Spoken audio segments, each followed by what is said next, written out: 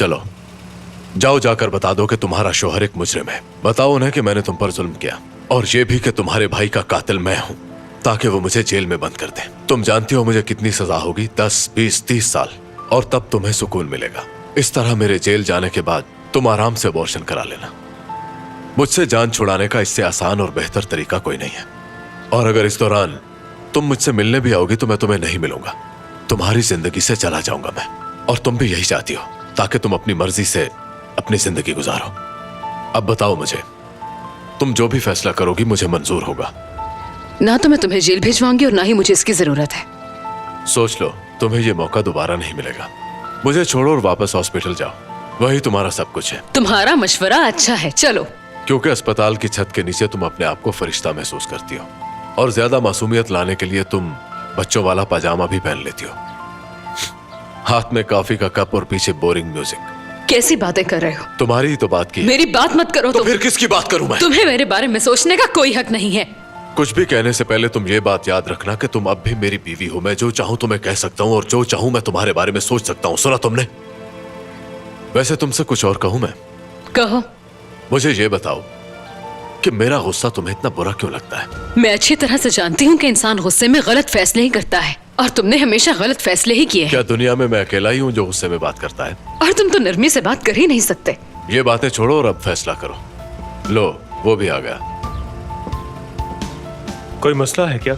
जी हाँ, मसला है। मैं एक ज़हनी मरीज हूँ और ये मेरी डॉक्टर है।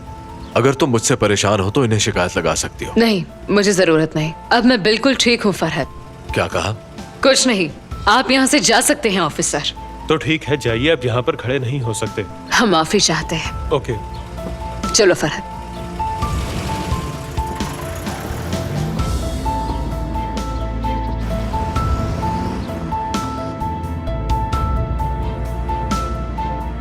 मेरा घर तो गुजर गया है फरहत, तुम अब मुझे कहाँ लेकर जा रहे हो? अपने घर। मैं अपने घर जाना चाह रही हूँ, मुझे वहाँ छोड़ के आओ। तुम मेरे साथ ही चलोगी? मैंने कहीं और नहीं जाना, मुझे कहीं और मत लेके जाओ, बस मेरे घर छोड़ दो।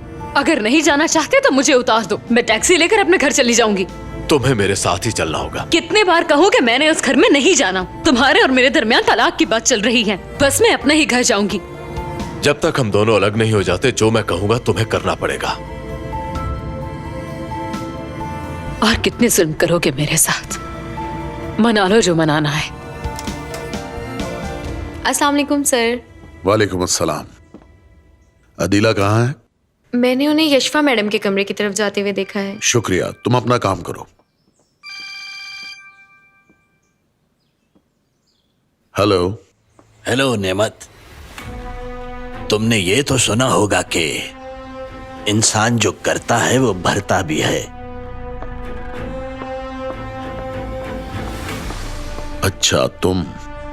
हेलो, तुम्हारी खामोशी बता रही है, तुम मेरी आवाज से मुझे पहचानने की कोशिश कर रहे हो। बताओ मुझे, क्या चाहते हो तुम? एक बार मेरे सामने तो आओ। हाँ, क्यों नहीं, हम जरूर मिलेंगे बहुत जल्द। यशफा को क्यों बचा रहे हो? सिर्फ यशफा को ही नहीं, तुम जिसको भी नुकसान पहुंचाना चाहोगे मैं उसको बचाने की कोशिश करूंगा। तो ये बात है। कौन हो तुम? ये बताना जरूरी नहीं, बस तुम आगे आगे देखो होता है क्या। अगली कॉल का इंतजार करो। देख लूंगा तुम्हें भी मैं। नेमत तुम्हारा भाई है ना? कैसा लगेगा उसे सुनकर? अगर तुम चाहती हो कि मैं उसे ना बताऊं, तो तुम्हें एक काम करना होगा। हम दोनों की जिंदगियों से निकल जाओ, और तुम्हें यह भी फैसला लेना चाहिए कि उस बूढ़े को अपनी जिंदगी का साथी बना लो। बल्कि आजाद को चाहिए कि वो तुम्हारे लिए मिठाई और गुलदस्ता लेकर आए और नेमत से तुम्हारा रिश्ता मांगे। तुम ऐसे चुप नहीं करोगी। पहले तो मैंने तुम्हें नहीं गिराया था, लेकिन लगता है अब तुम्हें सीढ़ियों से नहीं छत से गिराना पड़ेगा। नेमत से शादी के बजाय कब्रिस्तान चली जाओगी तुम। मुझे ऐसा करने पे मजबूर मत करो, सुन लिया तुमने? चली जाओ यहाँ से।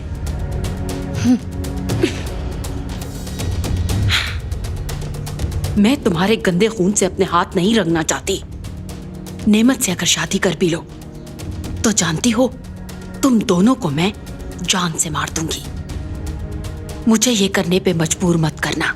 अपनी हरकतों से बाज आ जाओ, मैं बार बार तुम्हें मौका नहीं दूंगी, चली जाओ यहां से।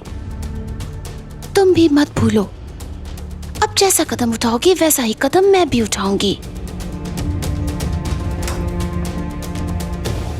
अदीला, बताओ, तुम ठीक हो ना? हाँ ठीक हूँ, मुझे क्या होना है? क्या हुआ यहाँ पे? कुछ नहीं, यशफा से सिर्फ बात कर रही थी खवातीन के मामलात पर, बस। ये मैं आपको बता नहीं सकती।